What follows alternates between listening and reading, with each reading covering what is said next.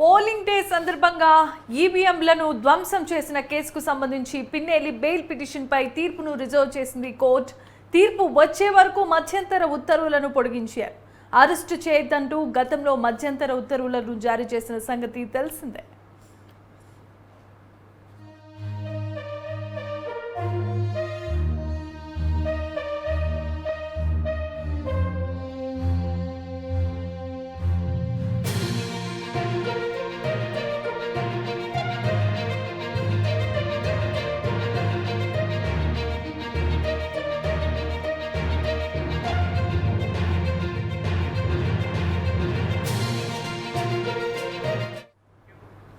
బులెటిన్లో breaking news చూస్తున్నాం. AP polling సందర్భంగా ఈవీఎంలను ధ్వంసం చేసిన కేసుకు సంబంధించి పిన్నెల్లి బెయిల్ పిటిషన్పై తీర్పు రిజర్వ్ చేసింది కోర్టు.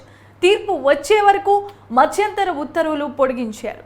అరెస్టు చేయొద్దంటూ గతంలో మధ్యంతర ఉత్తర్వులను ధర్మాసనం జారీ చేసిన సంగతి మనందరికీ తెలిసిందే.